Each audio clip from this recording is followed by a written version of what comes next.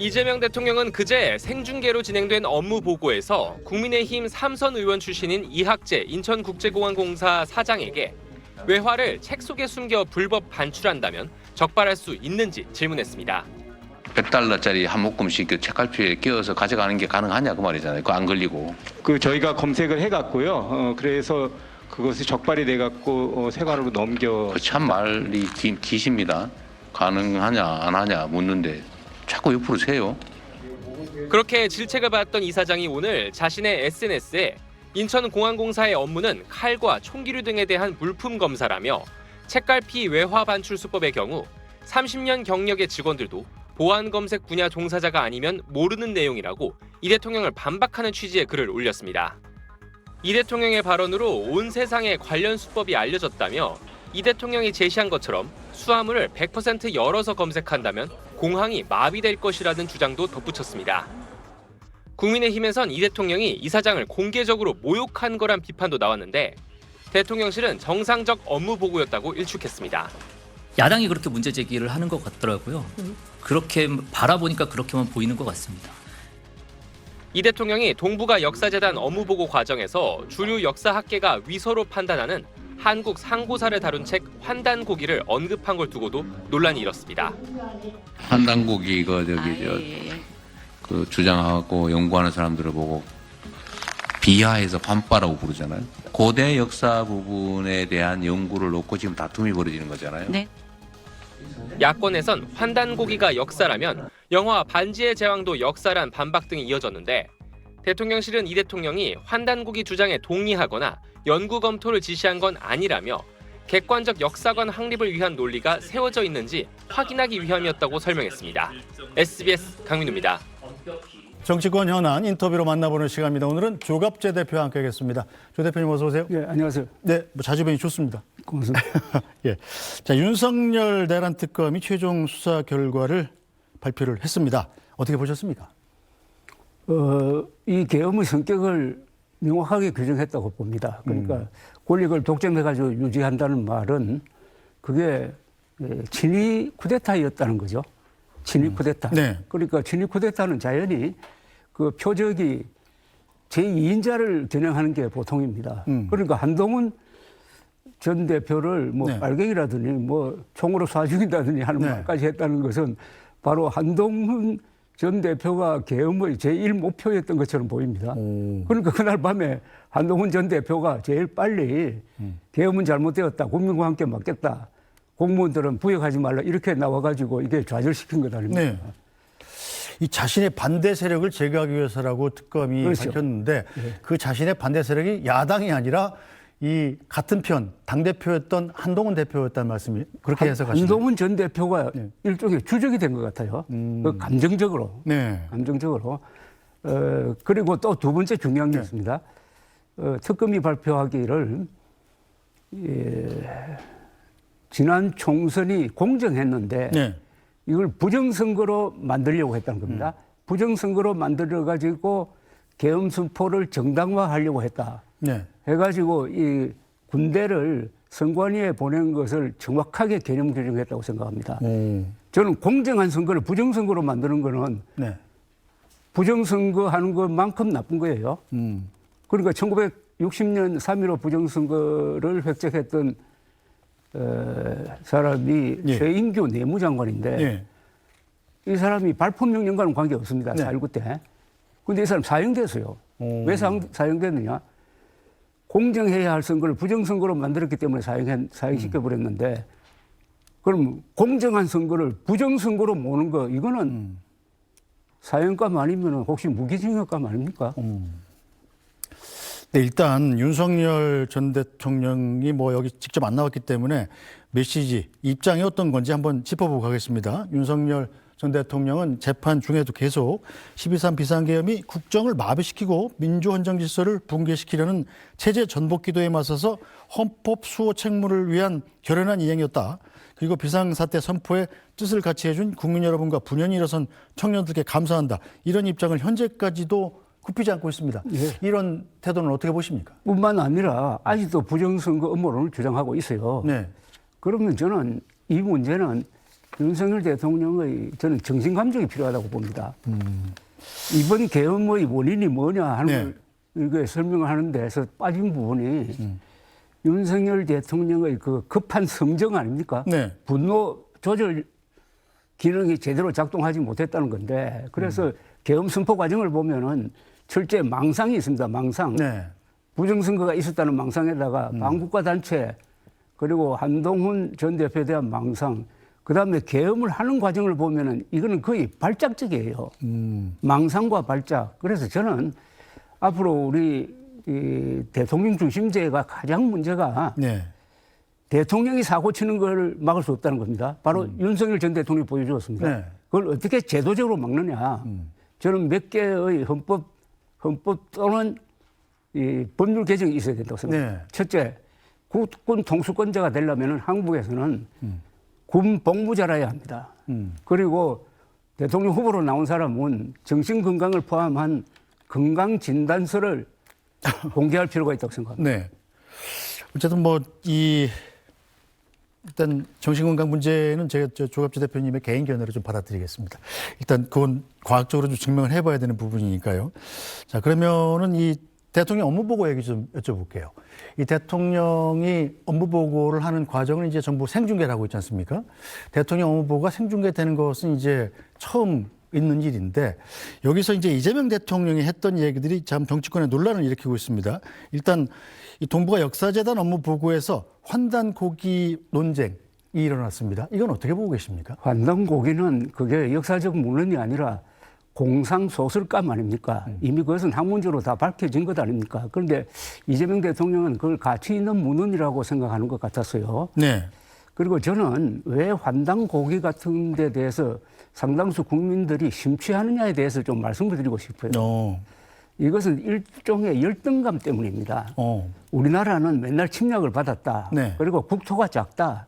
그리고 거기에 대한 반대작용으로 이런 공상소설을 펴가지고 뭐 유라시아 대륙 전체를 지배했다느니 이런 황당무계한 이야기를 하는데 이거는 한국 역사에 대한 잘못된 이해 때문입니다. 한국은 작은 나라도 아니었고 영광된 자리에 있었던 적이 두 번 있습니다. 지금이죠.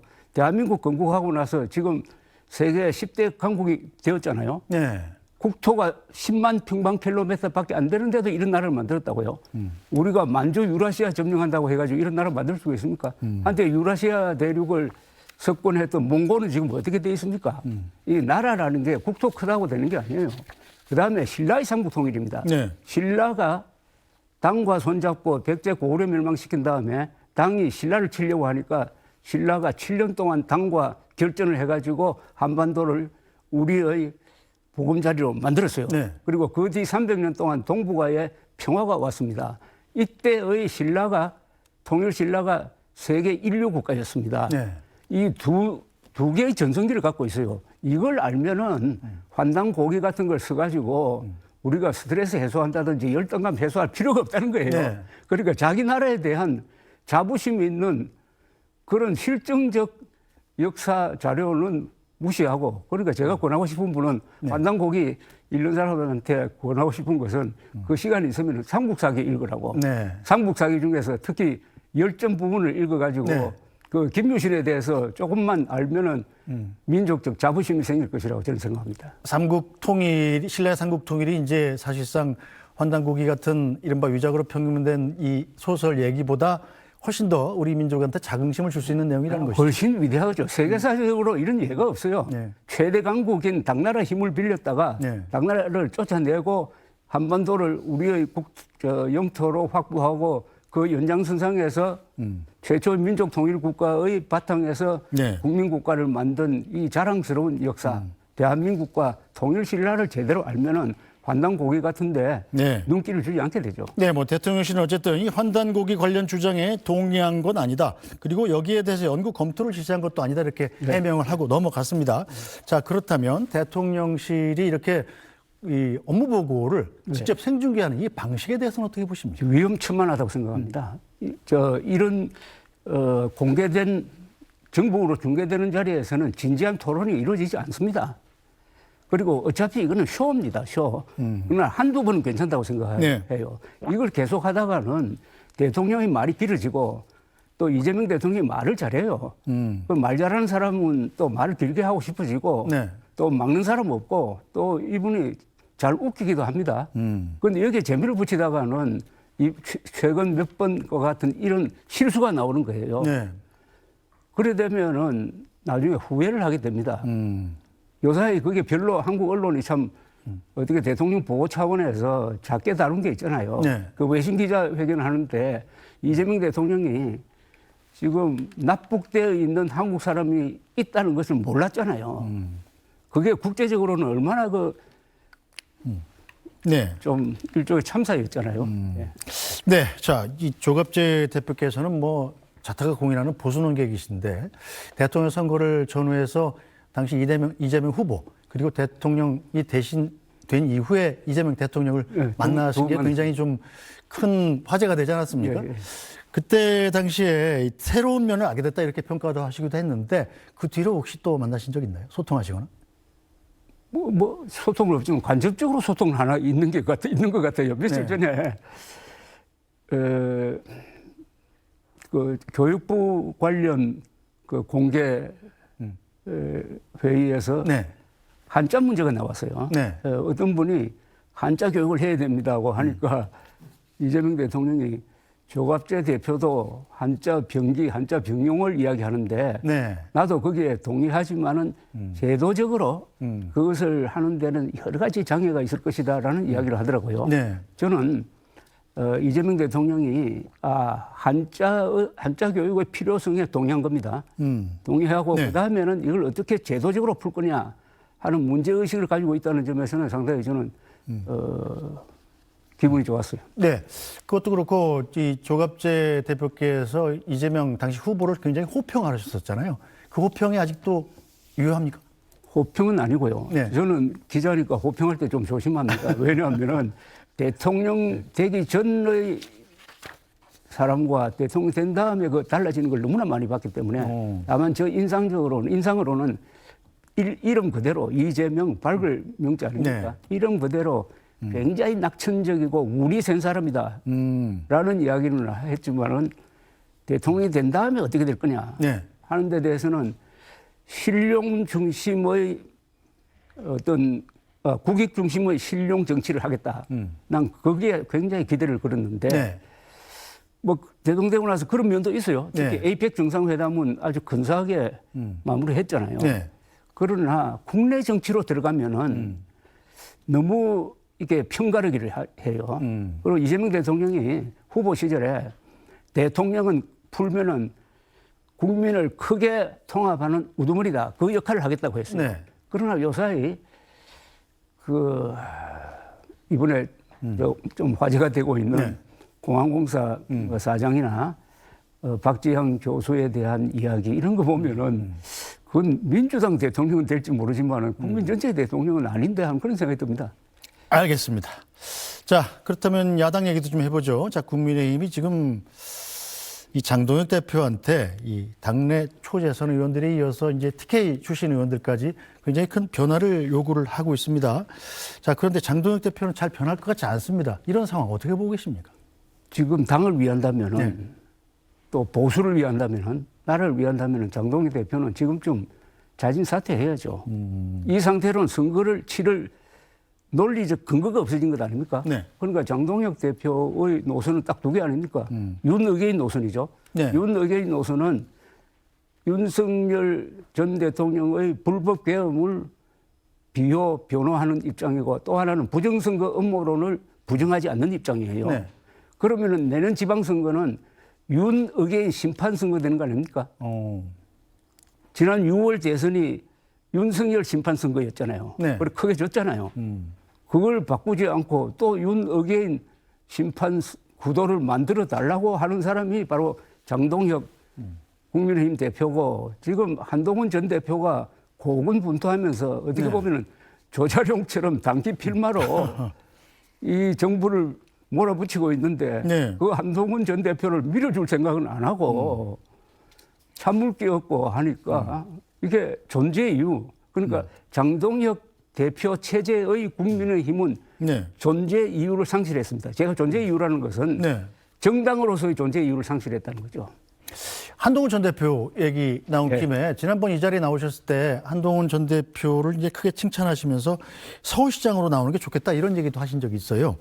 자, 그런데 이 장동혁 당대표 체제의 국민의힘에서 그럼 과연 서울시장 후보로 국민의힘 후보로 한동훈 후보를 공천하겠느냐라는 문제가 또 남아 있습니다. 어떻게 보십니까? 지금 국민의힘은 국민들이 이 집중하는 이벤트를 만들어야 돼요. 그러니까 좋은 예가 있습니다. 네. 2021년 네. 그때 김종인 비대위원장 시절에 네. 서울시장 후보를 뽑을 때 안철수, 오세훈 대결했잖아요. 그렇죠. 그때 언론이 집중적으로 마치 대선 후보 토론회처럼 보도하고 네. 거기서 오세훈 서울시장이 이기고 그 여세를 몰아가지고 이준석 30대 대표가 등장하고 그다음에 네. 윤석열 당선으로 이어진 겁니다. 그만한 이벤트를 만들어야 돼요. 그런데 그만한 이벤트를 만들 만한 정치적 상상력이 이 장동혁 대표한테는 전혀 보이지를 않습니다. 이래 되면은 서울시장, 부산시장도 위험하고 네. 그러면 어디서 기대하느냐? 대구시장, 대구시장, 경북지사 그 정도밖에 뿌린 것 아닙니까? 지금 일각에서는 뭐 이런 위기감을 반영해서 뭐 비대위 체제로 갈 수도 있다 이런 예상도 나오는데 현실화될 가능성이 얼마나 있다고 보세요? 비대위 체제가 되려면은 장동혁 대표가 스스로 물러나야죠. 근데 최고위원들이 사퇴하는 방법도 있죠. 그게 그렇게 될 때 이제 분란이 있을 거란 네. 말입니다. 분란이 있고 지금 한동훈 계열이라고 볼 수 있는 사람이 아마 국힘당에 한 20명 정도는 될 거예요. 그죠? 네. 그 사람들이 똘똘 뭉쳐가지고 행동할 때 또 이게 분란이 될 거고 네. 하니까 어떻게 장동혁 체제로는 선거를 치를 수 없다는 것은 객관적인 사실로 나는 확인된다고 봅니다. 그러면 어떻게 체제를 바꾸느냐 네. 하는 것은 이 국민의힘의 실력이에요. 그런데 국민의힘이 그렇게 스스로의 노력으로 바꿔서 성공한 것은 네. 그 김종인, 이준석 두 사람이 있을 때밖에 없어요. 그런데 지금 체질로는 야 저게 될까? 그래서 난 70대 30을 봅니다. 이대로 가서 네. 선거 때 폭망하는 가능성이 한 70%. 네. 그러나 자구 노력을 해가지고 비대위 체제로 가서 선전하는 가능성이 한 30%. 네. 어쨌든 뭐 선택은 국민의힘의 몫이겠죠. 자, 민주당 얘기도 잠깐 짚어보겠습니다. 자, 민주당의 정청래 대표가 어제 당원에 대한 행사에 참석했는데 이 장면 잠깐 보고 가겠습니다.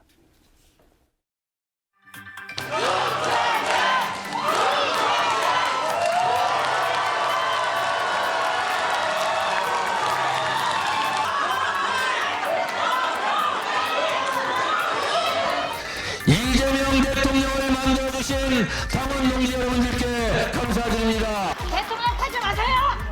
이재명 대통령 해외 나가실 때마다 걱정되는 거 있습니까? 이재명 대통령이니까 가능한 거죠? 박수!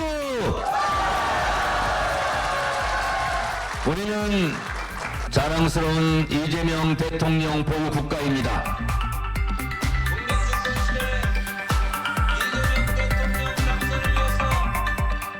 네. 자, 이 화면 말미에 잠깐 보였습니다만 정청래는 당대표를 사퇴하라 이런 팻말을 든 당원들이 있었습니다.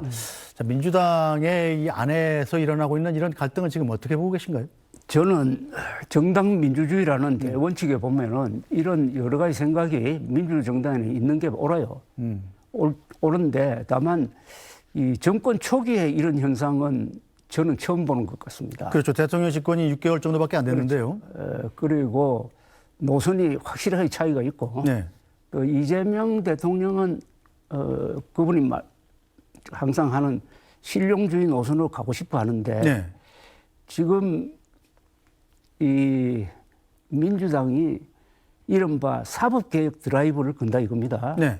근데 이 사법개혁 드라이브가 가지고 있는 리스크가 보통이 아니거든요. 내란 전담 특별재판부를 만들면 포함해가지고 뭐 대법원 위헌 시비도 있고 하여튼 예. 조의대 또 대법원장을 타겟으로 한다든지 하는 게 지금 윤석열 대통령이 왜 몰락했습니까? 저는 모든 의사가 반대하는 의료개혁을 밀어붙이다가 그렇게 됐다고 봅니다. 그러나 이 사법개혁은 똑같이 모든 판사가 반대하는 사법개혁, 네. 이른바 사법개혁이에요. 이걸 밀어붙이는 이 정청래 대표가 만약 여기서 실점을 한다든지 네. 여기에 대한 반작용이 너무나 크면은 아마 본인의 정치적 생명이 상당히 어렵게 되지 않을까 하는 그런 생각이 듭니다. 알겠습니다. 시간 이미 좀 지났습니다만 교 대표님 어렵게 모셨는데 이 정치권과 통일교 유착 문제 어떻게 풀어야 되는지 딱 1분만 듣겠습니다. 저는요, 네. 아마 정치인들이 통일교 돈 받은 사람들이 이런 사태를 예견 못했을 거라고 생각합니다. 통일교 돈은 받아도 된다. 네. 통일교가 워낙 정치권에 로비를 많이 하니까 절대 불지 않을 것이다. 수사기관이 절대로 이거 수사하지 않을 것이다라고 안심했다가 이번에 당하고 있다고 봅니다. 네, 철저히 수사해야 된다. 그렇죠. 네, 알겠습니다. 오늘 말씀. 철저히 수사하고 네, 저는 민중기 특검을 수사해야 된다고 봅니다.